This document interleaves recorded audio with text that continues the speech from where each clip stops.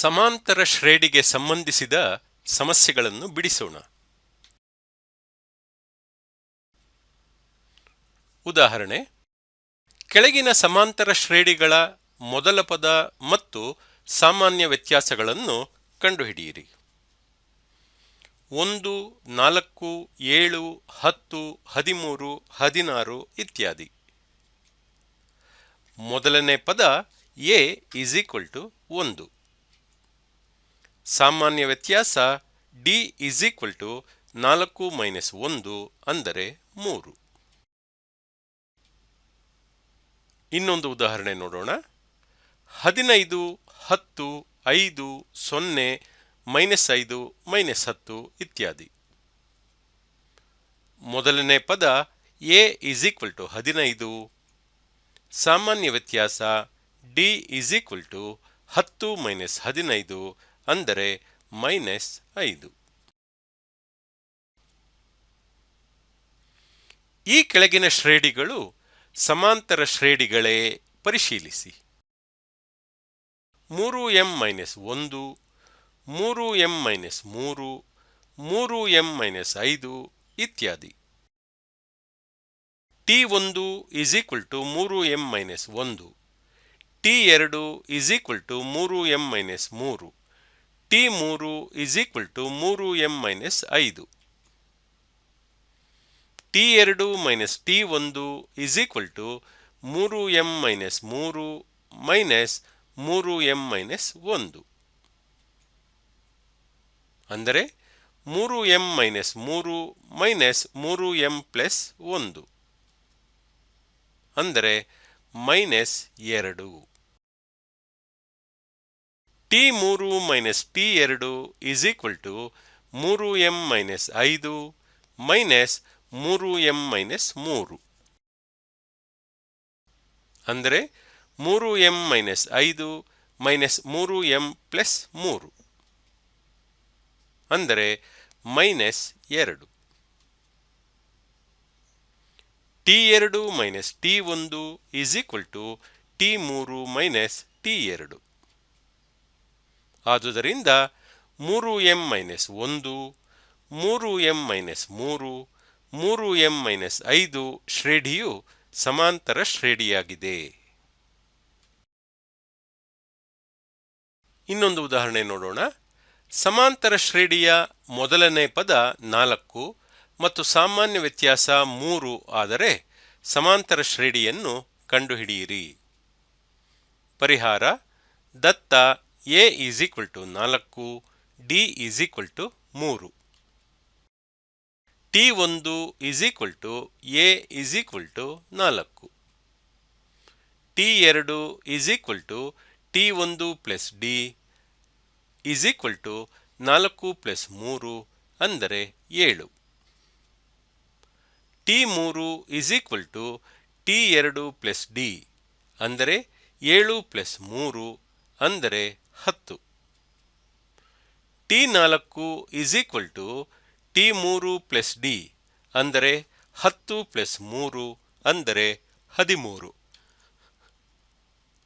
ಆದುದರಿಂದ ಸಮಾಂತರ ಶ್ರೇಣಿಯು 4, 7, 10, 13 ಇತ್ಯಾದಿ.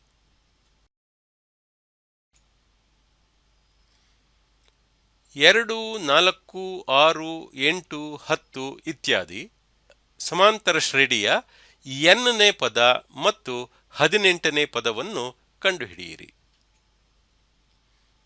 ಪರಿಹಾರ: a = 2, d = t2 - t1 ಅಂದರೆ 4 - 2 ಅಂದರೆ 2. tn ಎಷ್ಟು? t18 ಎಷ್ಟು? tn = a + n - 1 × d ಎಂದು ನಿಮಗೆ ತಿಳಿದಿದೆ. tn = 2 + n - 1 × 2. tn = 2 + 2n - 2. tn = 2n. ಆದುದರಿಂದ t18 = 2 × 18 ಅಂದರೆ 36. 18ನೇ ಪದ 36 ಆಗಿರುತ್ತದೆ. ಇನ್ನೊಂದು ಉದಾಹರಣೆಯನ್ನು ನೋಡೋಣ. t1 is equal to 3x plus 1 ಮತ್ತು d is equal to 2x plus 6 ಆದರೆ ಸಮಾಂತರ ಶ್ರೇಣಿಯ ಟಿ ಅನ್ನು ಕಂಡುಹಿಡಿಯಿರಿ. ಪರಿಹಾರ: ದತ್ತ t1 is equal to 3x plus 1 ಮತ್ತು d is equal to 2x plus 6. tn is equal to t1 plus n-1 into d ಎಂದು ನಿಮಗೆ ತಿಳಿದಿದೆ. t6 is equal to 3x plus 1 plus 6 minus 1 into 2x plus 6. t6 is equal to 3x plus 1 plus 5 into 2x plus 6. t6 is equal to 3x plus 1 plus 10x plus 30. ಆದುದರಿಂದ t6 is equal to 13x plus 31. ಸಮಾಂತರ ಶ್ರೇಣಿಯಲ್ಲಿ t10 is equal to t6 plus 4d ಎಂದು ಸಾಧಿಸಿ. ಸಾಧನೆ: tn is equal to a plus n-1 into d ಎಂದು ನಿಮಗೆ ತಿಳಿದಿದೆ. Left hand side ಅಂದರೆ ಈಕ್ವಲ್ಸ್ನ ಎಡಬದಿ t10 ಇದೆ, ಅದನ್ನು ತಗೊಳ್ಳೋಣ. First t10 is equal to a plus 10 minus 1 into d ಅಂದರೆ a plus 9d. ಇದು ಸಮೀಕರಣ 1 ಆಗಿರಲಿ. ಈಗ ರೈಟ್ ಹ್ಯಾಂಡ್ ಸೈಡ್ ಈಕ್ವಲ್ಸ್ನ ಬಲಬದಿ ಏನಿದೆ, t6 ಪ್ಲಸ್ 4d ಇದೆ. ಅಂದರೆ a plus 6 minus 1 into d plus 4d ಅಂದರೆ a ಪ್ಲಸ್ 9d. ಇದು ಸಮೀಕರಣ 2 ಆಗಿರಲಿ. 1 ಮತ್ತು 2ರಿಂದ ನಮಗೆ ಏನು ತಿಳಿದು ಬರುತ್ತೆ? ಆದುದರಿಂದ t10 is equal to t6 plus 4d.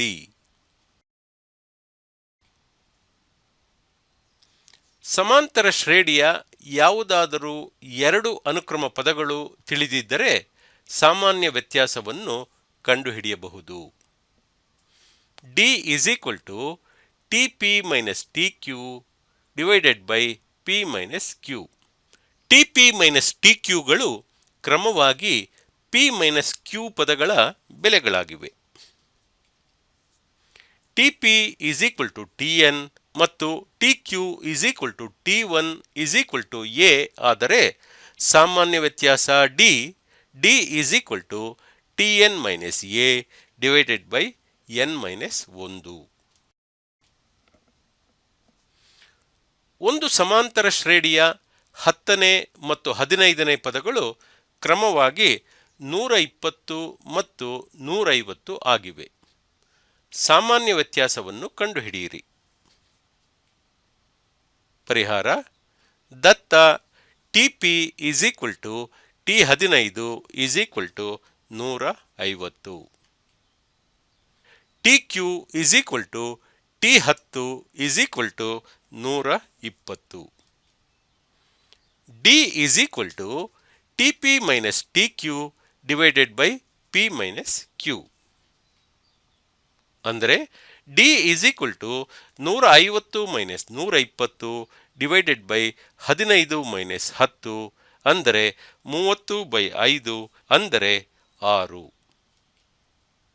ಆದುದರಿಂದ d ಅಂದರೆ ಸಾಮಾನ್ಯ ವ್ಯತ್ಯಾಸ 6 ಆಗಿರುತ್ತದೆ. ಸಮಾಂತರ ಶ್ರೇಣಿಯ ಪದಗಳ ಸಂಖ್ಯೆಗಳನ್ನು ಕಂಡುಹಿಡಿಯೋಣ. 6 -1 -8 ಇದೇ ರೀತಿ ಮುಂದುವರೆದು -99. ಈ ಸಮಾಂತರ ಶ್ರೇಣಿಯಲ್ಲಿ ಎಷ್ಟು ಪದಗಳಿವೆ? ಪರಿಹಾರ: ದತ್ತ a is equal to 6, d is equal to -7, tn is equal to -99, ಹಾಗಾದರೆ ಎನ್ ಎಷ್ಟು? T N is equal to A plus N minus 1 into D ಎಂದು ನಿಮಗೆ ತಿಳಿದಿದೆ. -99 is equal to 6 plus N minus 1 into -7. -99 is equal to 6 minus 7n plus 7. -99 is equal to -7n plus 13. -99 minus 13 is equal to -7n. -112 is equal to -7n. n is equal to -112 by -7. ಅಂದರೆ n is equal to 16. ಶ್ರೇಣಿಯಲ್ಲಿ 16 ಪದಗಳಿವೆ.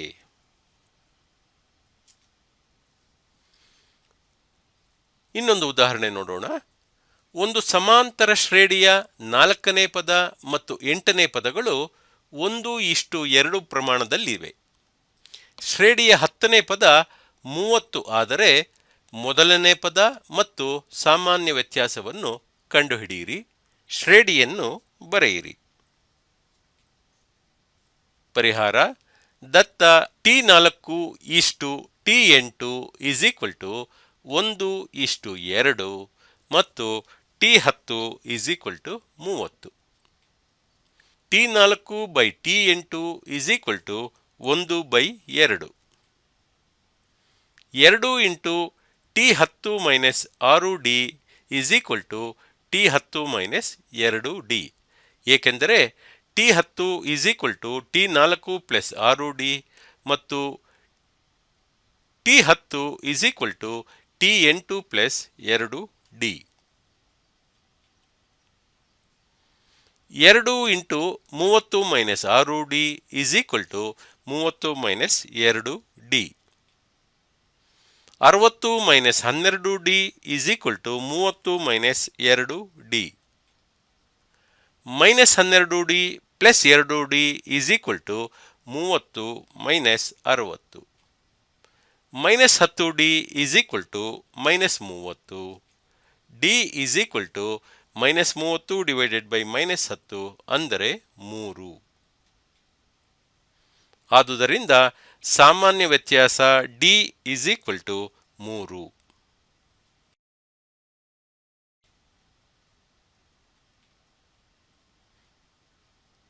A ಕಂಡುಹಿಡಿಯುವುದು. A plus N minus 1 into D is equal to Tn. A plus 10 minus 1 into 3 is equal to 30.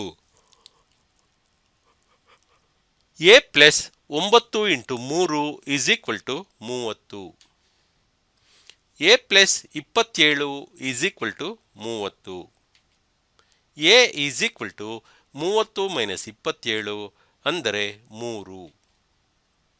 ಆದುದರಿಂದ ಮೊದಲನೇ ಪದ A is equal to 3.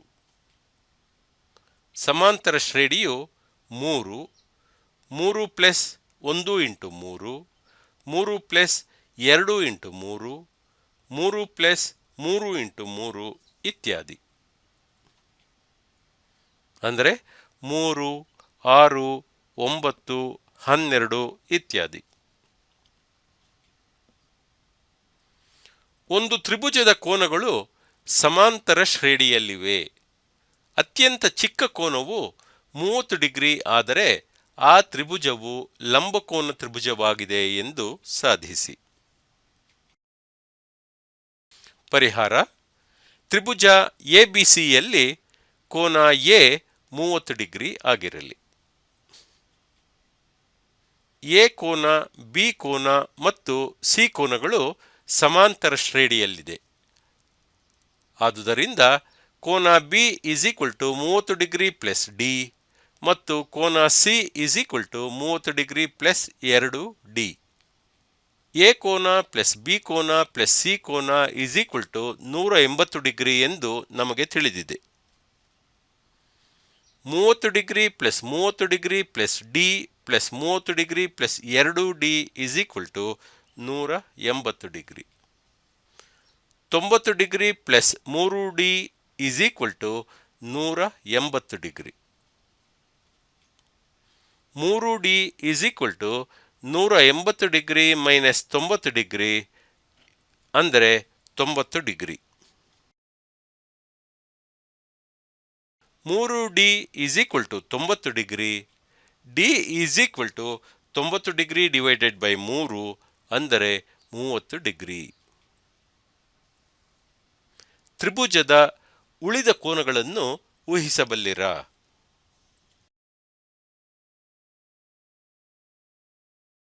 Tribhuja ಎಬಿಸಿಯ B ಕೋನ ಮತ್ತು ಸಿ ಯನ್ನು ಕಂಡುಹಿಡಿ. ಬಿ ಕೋನ is equal to 30 plus D ಅಂದರೆ 30 ಡಿಗ್ರಿ ಪ್ಲಸ್ 30 ಡಿಗ್ರಿ ಅಂದರೆ 60 ಡಿಗ್ರಿ. ಸಿ ಕೋನ is equal to 30 degree plus 2 D ಅಂದರೆ 30 ಡಿಗ್ರಿ ಪ್ಲಸ್ 2 ಇಂಟು 30 ಡಿಗ್ರಿ ಅಂದರೆ 90 ಡಿಗ್ರಿ. ಆದುದರಿಂದ ತ್ರಿಭುಜ ಎ ಬಿ ಸಿ ಲಂಬಕೋನ ತ್ರಿಭುಜವಾಗಿದೆ.